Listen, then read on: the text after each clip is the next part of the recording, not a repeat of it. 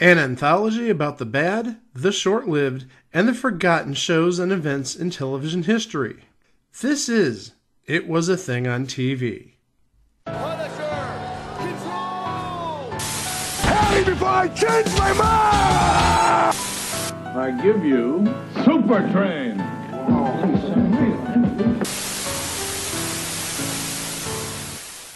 Episode 378, submission number 1426. Stick Around. Stick Around was an aired pilot on... No, I thought it aired? No, it aired, yes. What? It aired! I had no idea this aired. Like I was saying, Stick Around was a pilot that aired on ABC on May 30th, 1977. Robots that don't work, computers that fall apart. If you think things were complicated in 1977, just stick around. Stick around, stick around. There's a whole lot of joy to be found. Stick around, stick around. There's a whole lot of joy to be found. Here's a view of me and you in 2055. New machines and laser beams make sure we all survive. No traffic, no pollution, it's a new society. Food may be expensive, but the air is fit to breathe. Stick around, stick around. There's a whole lot of joy to be found. Stick around. I don't know if I want to stick around. No, you shouldn't. Well, boys, one of the great comic minds that ever came out of the 70s was Andy Kaufman. And if you've ever seen Man in the Moon with Jim Carrey, you know. And of course, one of his most memorable characters was a foreigner named Latka Gravas, who worked for a taxi company in New York, the Sunshine Cab Company, where he would be the foreigner, and of course he had that classic line, "Thank you very much." But not many people know that that is not the first time we ever saw or heard that Andy Kaufman character. Yeah, because that was a main bit in his stand-up act. It was his foreign main character brought to the small screen. But before he would bring that character to Taxi, he would bring it to another ABC project that featured him in a starring role, but he was neither foreign nor a cab driver. He was, hand to God, he was a robot. A robot! A robot. A robot. So, okay, Yes. He's a robot. So, obviously, he's not going to have a name like Latka. So, I'm wondering, I'm sure the writers paid very much attention to name this character. What was this character's name? Yeah, they really stretched their mental faculties on this one. The writing team of Fred Freeman and Lawrence J. Cohen, working under the tutelage of TAT Productions, which is that legendary broadcast house which gave us the Jeffersons, among others. He was playing a robot named Andy. Wow, what a stretch! Andy Kaufman is playing a robot named Andy. Well, it's sort of a double entendre if you think about it, because Android, short for Android, is Andy. Oh, yeah. Went over this during Homeboys in Outer Space. So yeah, it was one of those things that just made sense in a completely nonsensical way. So, talked about the writing team of Fred Freeman and Lawrence J. Cohen. Fred Freeman was a former football player and coach selected by the Giants in the 1967 NFL Draft, and Lawrence J. Cohen is a psychologist and author specializing in children's play and play therapy. What those two have to do with robots in the future? Stick around and we'll show you. Aside from what we talked about earlier, Lawrence J. Cohen and Fred Freeman wrote a couple of episodes of Empty Nest, a couple of episodes of Struck by Lightning, and Delirious, and Married to the Mob. Delirious was that John Candy joint where, like, he wrote for a soap opera and then, like, he ended up in the soap opera, right? Yes, it got incredibly meta. This show, it got incredibly meta, especially in the beginning, where we see one of the characters break the fourth wall and say, if you think that life in 1977 is hard, just stick around. And that's important because this show does not take place in 1977. It takes place in 2055. I will give the people who made this show credit. They set this show in 2055. They could have been lazy and set it in 2057, 80 years into the future. No, they set it 78 years into the future. I guess they like random numbers, which I totally get. Who was sticking around, aside from Andy Kaufman, Andy the Robot? While the action centers around Andy's owners, Vance and Elaine Kiefer, an otherwise happily married couple. Vance was played by Fred McCarran, who would be best known in The Goodbye Girl as part of the cast of Richard III, and in previous entry Mr. President as a character named Fred. Fred. He was also in an episode of the new Love American Style, which we all agreed was just all right. Sadly, no longer with us, died in 2006. His doting, caring, and lovely wife, Elaine, was played by Nancy New, who was known primarily for a 4-episode stint on Edge of Night in 1982. I wish I could say there was more to her career than that, but there really wasn't. This was the high point right here. I wouldn't even call it that. And then you have their neighbor, Joe Burkus, who in 2055 would be what they call a cryogenic. Somebody who was living in our time, that's yours, mine, and his, our time, who was either dead or is near death sometime in the mid-80s, was cryogenically frozen and reanimated sometime before the events of this pilot. And he loves to talk to the keepers about, quote-unquote, the good old days.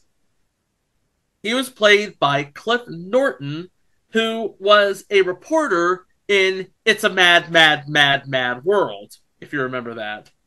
Oh, classic. But we've talked about him previously. We've talked about him on Love Sydney. We talked about him on The Ropers. And if that's not enough, we're going to talk about him in February. Of 2024? Yes, we are. Oh. Oh, we also talked about him in Lots of Luck. I forgot about that. Oh, that's man. I think that's where I remember seeing him originally. Man, yeah, he's making a Hall of Fame case. He may be. And I really think this might push him over the edge, what we're going to talk about him on in February. And he was in Holmes and Yo-Yo. He was the doctor who created Yo-Yo. I really think, seriously, February, the case is made. He's going to be in the Hall. I'm not putting money on it, but I really think the odds are he's going to be going in. Let's just put him in with Diana Canova, and they'll be the two headliners of 2024 so far. And rounding out the cast as Earl, Craig Richard Nelson. Now, Earl is actually a model up from Andy. Yes, Earl is a robot. So we got two robots. Two robots.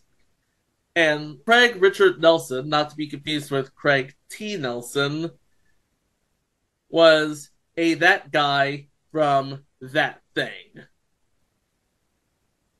He was in an episode of Star Trek, an episode of Night Court, old school, and an episode of Wings. What? Star Trek The Next Generation, Night Court, and Wings, among others. Yes. And once again, I should note, it was 78 episodes ago when, for the first time ever on this podcast, as you all know, I mentioned that I love Wings. It made Tony Shalhoub's career. Yes, it did. But he actually had a recurring character role on Mary Hartman, which carried over to Fernwood Tonight as Dr. Richard Osgood. So yeah, known commodity there. So there is the cast. Things are better for the human race, except for Vance, who works in an antique shop and sells things from the 70s that he has little to no knowledge about. It's a living. So what happened on this pilot? I'm going to try and be as concise as possible, but you really need to see this for yourself in order to, get it. We start with Vance and Andy playing a somewhat sort of chess in the mid-21st century game. And Vance actually programs Andy to lose. Andy ends up winning. The chess game is sadly not the Star Wars chess game that we would see later in 1977. Hey, as a matter of fact, you said this aired May 30th, right? Mm-hmm. Star Wars would have premiered 5 days before this. So in the chess sci-fi battle of 1977, Star Wars wins hands down. How about in the robotic domestic category? Well, you know what? I would like to see what would happen if Andy played R2-D2 in Star Wars chess. Wouldn't that be awesome? Yeah. Better yet, better idea, guys. Andy against R2-D2 in Star Wars chess on Sega CD. Oh boy. Oh boy. Again with the Sega CD references. They never get old. Especially Star Wars chess and the crappy-ass animated FMV sequences. Why, Greg? Why? Because I love to torture all of you. We know. Anyway, Vance programs Andy to lose this chess game by checking the programming on either one of the epaulets on his shoulders. Andy ends up winning anyway. Insert your own Gary Kasparov Deep Blue joke here. Which leads Elaine to look at the camera and declare, robots that don't work, computers that fall apart. If you think things are complicated in 1977, just stick around.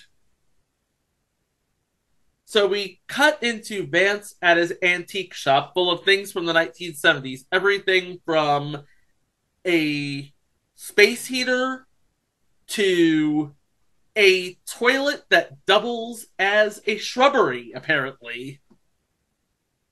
But it's not just any toilet, Chico. It's a bicentennial toilet. Yes, it's from 1976. And Andy works alongside Vance in the shop as a gift wrapper, which he does comedically. Oh, he is a crappy-ass gift wrapper.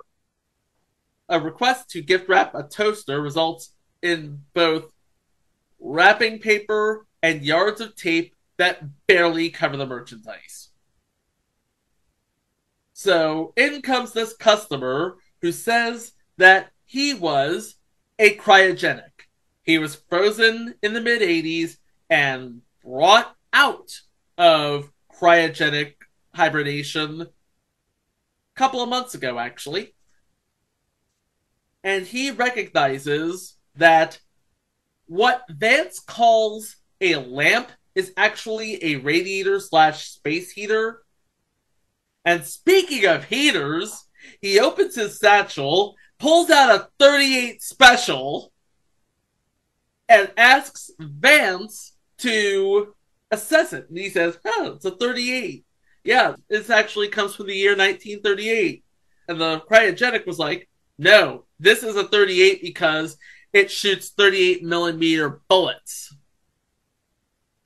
Stick them up. Oh no, we gotta stick up in the future. Yep, using weapons from our time. And Vance tries to use Andy as I was about to say a human shield, but that's not possible. It's a robot shield. And Andy basically gives the robber all of his money and ties Vance up. So later that day, Vance has to go to Elaine because he is tired of living with and working with Andy. Elaine has known Andy all her life. She was a little girl when her parents bought Andy and first brought him home. And he's been the part of the family ever since. At this point, we meet the neighbor, Mr. Burkus, played by Cliff Norton, another former cryogenically frozen individual. Now, here's the thing. In 2055, people treat cryogenically frozen people very badly. It's almost like if I were to use a derogatory name, insert derogatory name here. So Mr. Burkus comes by for dinner. Andy tries to serve dinner and fails miserably. Gee, who would have thunk? Yeah, an interesting thing they have for dinner. They have trees and rubber. It's 2055. What do you know? Anyway, Vance decides he wants to get another robot.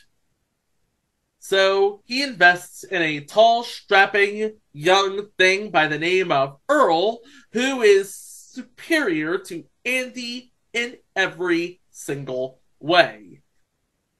He even looks better than him. Andy, of course, being jealous, tries to usurp Earl's abilities, even going as far as throwing him out of the window, which in 2055 is 12 stories high.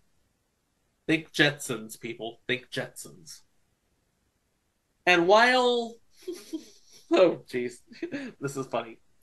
And while Vance and Elaine are in a mood harmonizer... A mood harmonizer. Now, do we want to describe for Mike what was basically... Go ahead, Greg. Can't I just use my imagination?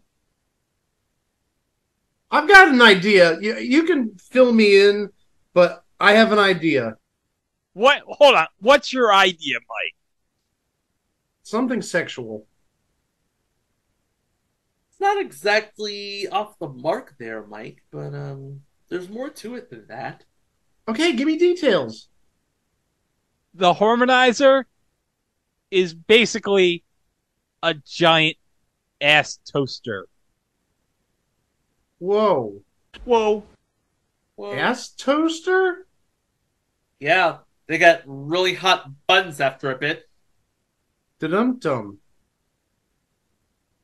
But seriously, it is a giant toaster, and when they're done, they just pop up. Ding! Of course, the mood harmonizer doesn't really soothe Vance's nerves any, and he is still determined to replace Andy with Earl.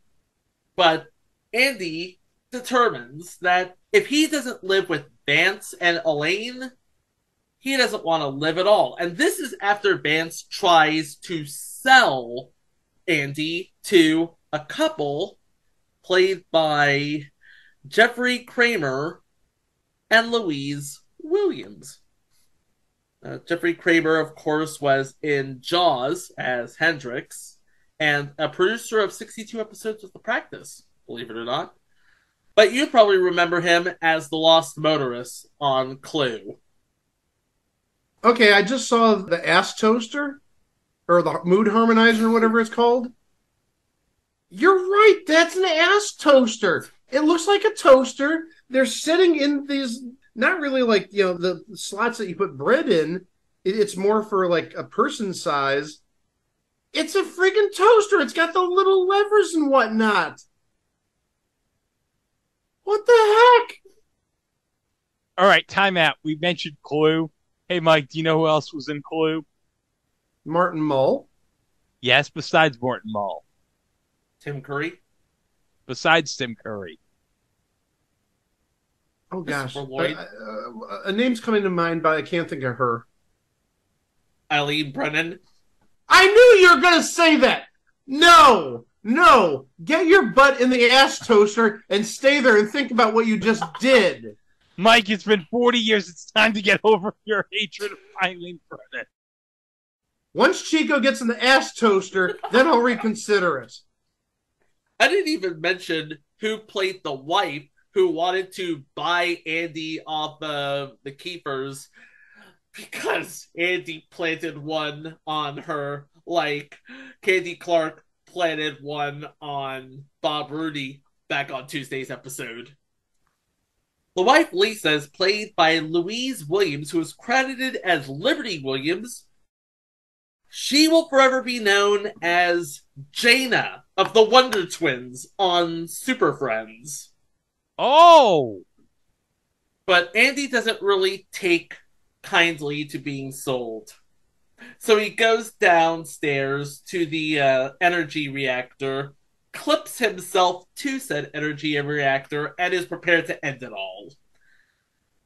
Because he says, if I can't live with you all, then I don't want to live at all.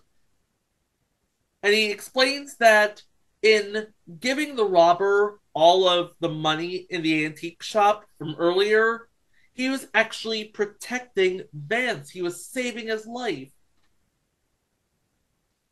So this causes Vance to have a change of heart, and he decides, you know what, maybe Andy will stick around. And that's the pilot in a nutshell.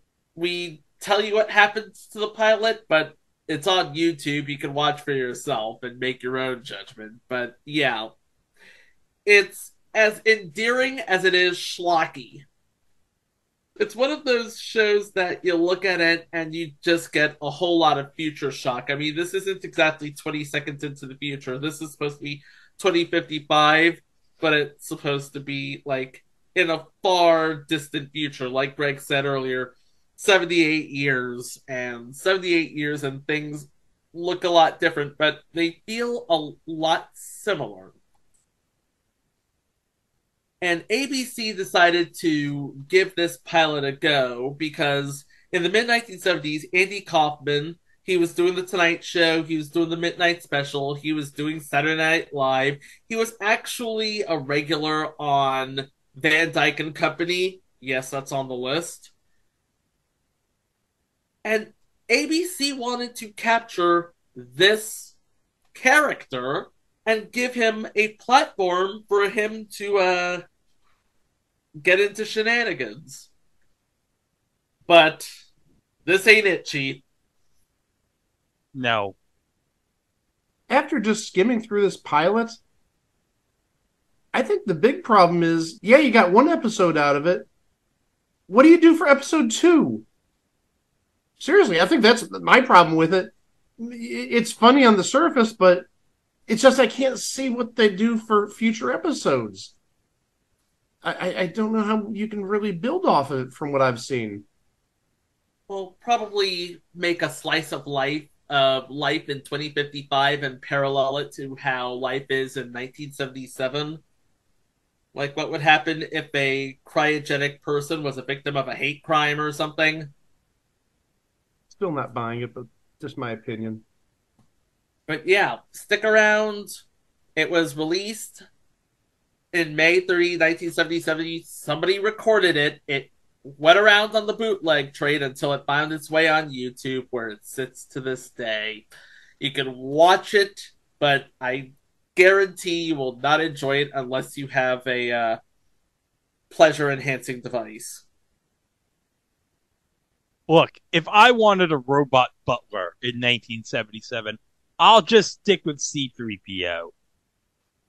I want to say half of the reason why they decided to air this show was because of Star Wars. Well, no, I mean, it's only like 5 days into Star Wars. I mean, Star Wars fever wouldn't be like a thing until like later on in the summer. Yeah, I mean, Yeah. this is May 30th, so that's Memorial Day. Were people necessarily watching TV on Memorial Day? I don't know. The weather's nice, and yeah, I know it's at night, but still, not the best time to air a pilot or anything new necessarily. And even taking a look at the listings, this didn't even air in Cleveland. It aired in Akron, but in Cleveland, we got a Jacques Cousteau special, at least the first half hour of a Jacques Cousteau special. I don't even know what else you could say about this. I mean, it's a slice of life in the future used to explain all of the absurdities of the present, but the joke was lost in all of Andy Kaufman's madcap tomfoolery. But there's a silver lining. A year later, Andy Kaufman would be put as a side character on a little show called Taxi, and the rest is history. This would just be another bump in the road for him and for us. Stick around would just be a thing on TV. Wait a minute, hold on a second. I got an idea of where they could have gone in a future episode. Robots versus wrestlers. Get it? Because Andy Kaufman wrestled. Yeah, that's your triple entendre there because A, Andy Kaufman was a wrestler, and B, 2 out of 3 of us are really big fans of How I Met Your Mother. Oh, yeah. Remember, robots versus wrestlers. That's when it was Mexican doppelganger Ted. Mexican wrestler Ted, yes. But yeah, Andy Kaufman, he would resurrect the robot character in a film called Heartbeeps, and all people would think was, my god, that robot sounds like Latka from Taxi. And that's how you know you made it. And why is Bernadette Peters in this?